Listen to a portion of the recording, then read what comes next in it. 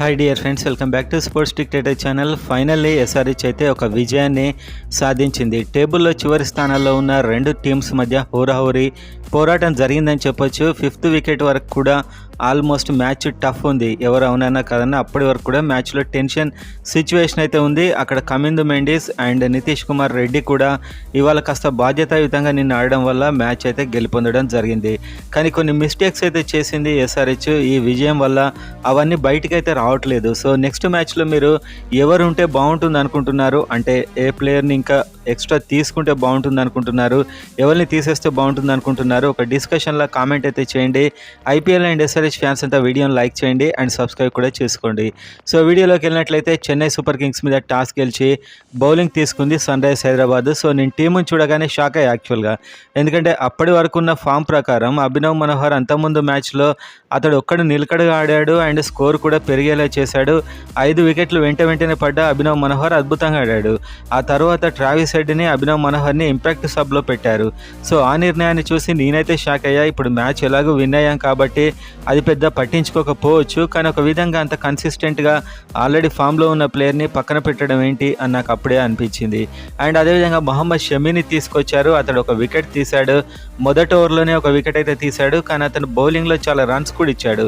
Already CSK bowling చాలా వీక్గా ఉంది. బౌలింగ్ కాదు, బ్యాటింగ్.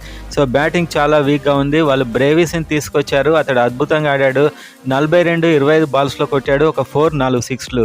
ఆ క్యాచ్ కనుక కమిందు మెండిస్ ఒక అద్భుతమైన క్యాచ్, ఫ్లయింగ్ క్యాచ్ పట్టకపోయి ఉంటే పరిస్థితి టఫ్ అయ్యేదేమో. ఇంకొక 20 రన్స్ కొట్టినా కూడా చాలా టఫ్ అయ్యేది. ఎందుకంటే కమిందు మెండిస్, నితీష్ కుమార్ రెడ్డి బ్యాటింగ్కి వచ్చేవరకు చాలా రన్స్ కావాలి. అండ్ అప్పటికి కూడా చాలా మందిలో డౌట్ ఉంది గెలుస్తారా లేదా అని చెప్పి. సో అప్పుడు మాత్రం వీళ్ళిద్దరు బాగా ఆడారు. కమిందు మెండిస్ బాగా ఆడాడు ముఖ్యంగా, అండ్ నితీష్ కుమార్ రెడ్డి కూడా మంచి షాట్స్ ఆడాడు ఇవాళ. సో ఓవరాల్గా గెలిచింది. కానీ అభినవ్ మనోహర్ని ఎందుకు పక్కన పెట్టారో అర్థం కాలేదు. ట్రావిస్ హెడ్ని కూడా ఇంపాక్ట్ సబ్లో పడేశారు. అంటే ఇద్దరిట్లో ఒకరు అవుట్ అని చెప్పి అక్కడే అర్థమైపోయింది. సో ఈ నిర్ణయాన్ని చూసి నేను షాక్ అయ్యాను. సో ఇలా ఎందుకు చేసి ఉంటారో అర్థం కాలేదు. ఎందుకంటే ఇషాన్ కిషన్ అప్పటికే ఫామ్లో లేడు. ఓకే, నిన్న బాగానే ఆడాడు. ఒక 44 కొట్టాడు 34 బాల్స్లో, 5 4లు, ఒక 6 అయితే కొట్టాడు. నిజం చెప్పాలంటే ఇన్నింగ్స్ అతన్ని సేవ్ చేసిందని చెప్పొచ్చు. చాలా ప్రెషర్ నుంచి, చాలా విమర్శల నుంచి సేవ్ అయితే చేసింది. లేకపోతే ఇది ఫెయిల్ అవుతే మాత్రం చాలా దారుణంగా ఉండేది పరిస్థితి. మొదట్లో తడబడ్డ కూడా ఆడాడు. సో ఇషాన్ కిషన్ అయితే తన తీసుకున్న దానికి ఒక యూస్ఫుల్ ఇన్నింగ్స్ అయితే ఆడాడు మొత్తానికి. కానీ అభినవ్ మనోహర్ని తీసేస్తారని చెప్పి నేనైతే అనుకోలేదు. కంటిన్యూషన్లో ఉంచేస్తారు అనుకున్నాను. అండ్ అదేవిధంగా అభిషేక్ శర్మ, ట్రావిస్ హెడ్ వచ్చారు. అభిషేక్ శర్మ చాలా ప్రాక్టీస్ చేస్తూ బ్యాటింగ్కి అయితే రావడం జరిగింది, కానీ వచ్చాక డకౌట్ అయ్యాడు. సో అదేవిధంగా ట్రావిస్ హెడ్ కూడా పెద్దగా నిలదొక్కోలేదు. 19 రన్స్ 16 బాల్స్లో ఇతడు కూడా అవుట్ అయ్యాడు. సో ఇక్కడైతే ఈ ప్రాబ్లం ఇంకా కొనసాగుతుంది. అండ్ ఆ తర్వాత ఇషాన్ కిషన్. సో ఈ ముగ్గురి ఫార్ములాను మాత్రం ఓడినా గెలిచినా వీళ్ళు విడిచేలా లేరు. సో ముగ్గురు లెఫ్ట్ హ్యాండర్స్నే పంపించేలా ఉన్నారు. సో ఒక్కసారి వర్కౌట్ అయితే మనం దీన్ని పెద్ద పట్టించుకోం, ఆహా సూపర్ అంటాం, కాకపోతే మాత్రం విమర్శిస్తాం. సో ఒక మ్యాచ్లో వర్కౌట్ అయ్యి 5 మ్యాచ్లో ఫెయిల్ అయినా కూడా ప్లే ఆఫ్ వెళ్ళాం కదా. సో ఆల్రెడీ సిఎస్కే అంటే మంచి ఫామ్లో లేదు. వాళ్ళ బ్యాట్స్మెన్లో ఎవరు కూడా లేరు. Sheikh Rashid and Ayush Mhatre, Sam Curran, Jadeja. Already Jadeja 4th down వస్తున్నాడు అంటేనే బ్యాటింగ్ ఎలా ఉందో అర్థం చేసుకోవచ్చు. ఆ తర్వాత డివాల్డ్ బ్రేవిస్, శివన్ దుబే వీళ్ళెవరు ఫామ్లో లేరు. దీపక్ కూడా ఫామ్లో లేడు. ధోని. సో ధోని ఎప్పుడైతే బ్యాటింగ్ వచ్చాడో వాళ్ళ పని అయిపోతుంది అన్న ఫీలింగ్ అయితే వస్తుంది. సో లెజెండ్ ప్లేయర్ తల అంటాం అంత ఓకే, కానీ ధోని అయితే ఇంకొన్ని రోజులు కనుక క్రికెట్ కంటిన్యూ చేసినట్లయితే అతని మీదే ఎఫెక్ట్ పడే అవకాశం ఉంది. సో ఆల్రెడీ చాలా క్రికెట్ ఆడేశాడు. ఒక లెజెండ్, ప్రపంచంలోనే అతిపెద్ద క్రికెటర్. సో ధోని అయితే ఈ ఐపీఎల్ సీజన్లో ఇతని టీం అయితే చాలా దారుణంగా ఓడిపోయిందని చెప్పొచ్చు. అది కూడా బ్యాటింగ్ ఫెయిల్యూర్. బౌలింగ్ మోస్తరుగా ఉన్నా కూడా బ్యాటింగ్లో చాలా దారుణంగా ఫెయిల్ అవుతున్నారు. సో ఇలాంటి టీం మీద మొహమ్మద్ షమి 3 ఓవర్లో 28 రన్స్ ఇచ్చి ఒక వికెట్ తీశాడు. సో అదైతే పెద్ద బౌలింగ్ పర్ఫార్మెన్స్ అని నాకు అనిపించలేదు. ఒక వికెట్ అయితే తీశాడు, అది షేక్ రషీద్. సో పెద్ద ఇంటర్నేషనల్ ప్లేయర్ కూడా కాదు. And Cummins బాగేశాడు. 4 ఓవర్లో 21 రన్స్. ఉనాడ్కడ్ 3 ఓవర్లో 21 రన్స్, 2 వికెట్లు. హర్షల్ పటేల్ చాలా సూపర్ ప్లేయర్. నేను ఫస్ట్ నుంచి చెప్తున్నాను, హర్షల్ పటేల్ ఎప్పుడైతే హిట్టింగ్ చేద్దామని ట్రై చేస్తారో అప్పుడు హర్షల్ పటేల్ చాలా డేంజర్. సో అందుకే సెకండ్ బ్యాటింగ్ చేయడం అడ్వాంటేజ్ అయింది హర్షల్ పటేల్కి. ఇక్కడ వాళ్ళు స్కోర్ తెలియక హిట్టింగ్ చేద్దామని ట్రై ట్రై చేశారు. మనోడి పేస్ వేరియేషన్స్ అర్థం కాక అవుట్ అయ్యారు. And Zeeshan Ansari as usual below average bowler. 3 ఓవర్లో 27 రన్స్, ఒక వికెట్ లేదు. కమిందు మెండిస్ 3 ఓవర్లో 26 రన్లు, ఒక వికెట్. సో కమిందు మెండిస్ అయితే మంచి బౌలింగ్ వేశాడు. చివర్లో చిత్కబాదారులే కానీ మంచి బౌలింగ్ అయితే వేశాడు. ఫీల్డింగ్ అద్భుతంగా చేశాడు. ఇతడు పట్టిన డివాల్డ్ బ్రేవిస్ క్యాచ్ కనుక విడిచిపెట్టుంటే అతడు ఒక సునామీ లాంటి ఇన్నింగ్స్ ఆడేవాడే. ఆల్రెడీ 4 సిక్స్లు కొట్టి ఒక రేంజ్లో కనిపిస్తున్నాడు. సో అలాంటి టీంని 154 రన్స్. సో వాళ్ళ ప్లేయర్స్ అవుట్ అవుతూనే ఉన్నారు. స్కోర్ చూస్తే 154 ఉంది. సో మంచి స్కోర్ కొట్టారనిపించింది. ఎప్పుడైతే Abhishek Sharma, Travis Head batting వచ్చి అభిషేక్ శర్మ డక్అవుట్ అయ్యాడు and Ishan Kishan and Travis హెడ్లో ఇషాన్ కిషన్ అవుట్ అయ్యాడు, అప్పుడు టీం కష్టాల్లో పడింది అనిపించింది. హెన్రిచ్ క్లాసెన్ అవుట్ అయినప్పుడు మాత్రం చాలా టెన్షన్లో ఉంది మ్యాచ్ అనిపించింది. అక్కడ ఎవరైనా గెలవచ్చు అనే పరిస్థితి. అనికేత్ వర్మ కూడా 2 సిక్స్లు కొట్టి అవుట్ అయ్యాడు. తన వంతు పాత్ర అయితే తను ఆడాడు. సో అక్కడ తర్వాత అనికేత్ వర్మ అండ్ ఇషాన్ కిషన్ అవుట్ అయ్యే వరకు కూడా మ్యాచ్ మాత్రం 50-50 అన్న సిచ్యువేషన్లో ఉంది. కమిందు మెండిస్ మంచి షాట్లు ఆడాడు.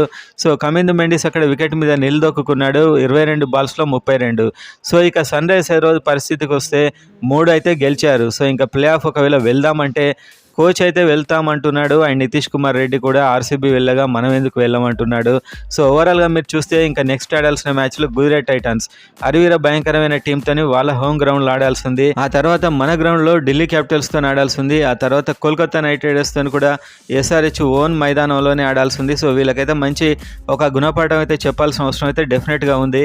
ఎందుకంటే పోయినసారి వీళ్ళు ఒక మ్యాచ్ ఎస్ఆర్హెచ్తో పడగానే ఎక్కడ లేని ఆనందంతో రెచ్చిపోయారు. మాది 70 టీం కాదు 170 టీం అన్నాడు వెంకటేష్ అయ్యర్. అప్పటి నుంచి ఇప్పటివరకు ఒక ఇన్నింగ్స్ ఆడలేదు. సో అతడు కూడా ఎస్ఆర్హెచ్తో ఆడడానికి చాలా ఆనందంగా వెయిట్ చేస్తూ ఉంటాడు. అండ్ నెక్స్ట్ ఆర్సీబీతోని వాళ్ళ గ్రౌండ్లో ఆడాల్సింది అండ్ ఎల్ఎస్జీతోని. సో మంచి టీమ్స్తోనైతే మ్యాచెస్ ఆడాల్సింది. వీటన్నిటి మీద ఒక్క మ్యాచ్ కూడా ఓడిపోకుండా గెలిస్తేనే ప్లే ఆఫ్ వెళ్ళే అవకాశాలు అయితే సన్ రైజర్స్ హైదరాబాద్కు ఉంటాయి. కాకపోతే ఇక్కడ మనం చూడాల్సింది ఏంటంటే బ్యాటింగ్ లైనప్ నిన్న కాస్త తక్కువ స్కోర్ కాబట్టి చూస్తూ ఆడారు, మెల్లగా ఆడారు కాబట్టి సరిపోయింది. అండ్ అప్పటికి కూడా మీరు చూసినట్లయితే అభిషేక్ శర్మ చాలా ఎర్లీగా అవుట్ అయ్యాడు. సో అభిషేక్ శర్మలో వచ్చిన ప్రాబ్లం ఏంటంటే అతని వికెట్ను మనం పట్టించుకోవద్దు. ఎందుకంటే అతను ఎప్పుడు ఆడతాడో ఎప్పుడు ఆడాడో తెలియదు. సో కొందరు ప్లేయర్స్ ఉంటారు ప్రతి మ్యాచ్లో. విరాట్ కోహ్లీ అయినా ఐడెన్ మార్కరం అయినా ప్రజెంట్గా ఎలా ఆడుతున్నారు, కొంచెం నిలకడగా ఆడతారని ప్లేయర్ ఉంది. కానీ అభిషేక్ శర్మ హిట్ అయితే అవ్వచ్చు లేకపోతే లేదు. అండ్ ట్రావిస్ హెడ్ అలానే. సో ఇద్దరు ఓపెనర్స్ కూడా సేమ్ టైప్ ఆఫ్ ఆట తీరు వల్ల చాలా అక్కడ ఓపెనింగ్ పార్ట్నర్షిప్ అయితే రావట్లేదు. సో నిన్న మ్యాచ్లో అన్నీ కలిసి వచ్చాయి కాబట్టి కొద్దిలో బయటపడ్డారు, లేకపోతే 5 వికెట్ల తేడాతోనైతే గెలిచారు. కానీ అక్కడ ఏదైనా జరిగే అవకాశాలు ఉన్నాయి. డివాల్డ్ బ్రేవిస్ అండ్ ఆయుష్ మాత్రే కూడా చెలరేగిపోయాడని చెప్పొచ్చు. ఇంటర్నేషనల్గా పెద్ద ఎక్స్పీరియన్స్ లేని ఒక 17 ఏళ్ళ అబ్బాయి ఆయుష్ మాత్రే. అతడు షమీ బౌలింగ్ని అండ్ ప్యాట్ కమిన్స్ కూడా ఈ బౌలింగ్స్ని అయితే చీల్చి చెండాడాడు. సో వాళ్ళ దాంట్లో ఇంకొక 2-3 బ్యాట్స్మెన్ ఉండుంటే పరిస్థితి వేరేలా ఉండేదేమో. సో ఓవరాల్గా చూసుకుంటే వాళ్ళ బౌలింగ్ బాగానే ఉంది. కానీ వాళ్ళ బౌలింగ్లో కూడా నిన్న మన వాళ్ళైతే చూసుకొని ఆడే టైం ఉంది కాబట్టి చూసుకొని ఆడారు. మెయిన్ చేంజ్ ఏంటంటే ఇషాన్ కిషన్ నిలదొక్కుని ఆడడం అండ్ అదేవిధంగా హర్షల్ పటేల్ 4 వికెట్లు తీయడం అయితే చాలా బిగ్ అడ్వాంటేజ్ అయింది నిన్నని చెప్పొచ్చు. అండ్ నితీష్ కుమార్ రెడ్డి చాలా బాగా ఆడాడు. అండ్ కమిందు మెండిస్ కూడా చూసుకొని ఆడాడు. కమిందు మెండిస్ మంచి షాట్స్ ఆడాడు. సో ఈ టైంలో ఒక వికెట్ పడ్డా కూడా అయిపోయింది, బ్యాటింగ్ అయిపోయింది, ఇంకా బ్యాటింగ్ లేదు. ప్యాట్ కమిన్స్ వచ్చేవాడు. సో ప్యాట్ కమిన్స్ అయితే ఎప్పుడు ఎలా ఆడతాడో తెలియదు మనకు. నిజం చెప్పాలంటే ఒక పర్ఫెక్ట్ బ్యాట్స్మెన్ కాదు. సో టీంలో అయితే అభినవ్ మనోహర్ని తీసేయడంపై మీరేమనుకుంటున్నారు అనేది అయితే మీరు కామెంట్ చేయండి ఫ్రెండ్స్. అండ్ ఓపెనర్ సమస్య అయితే వెంటాడుతుందని చెప్పొచ్చు.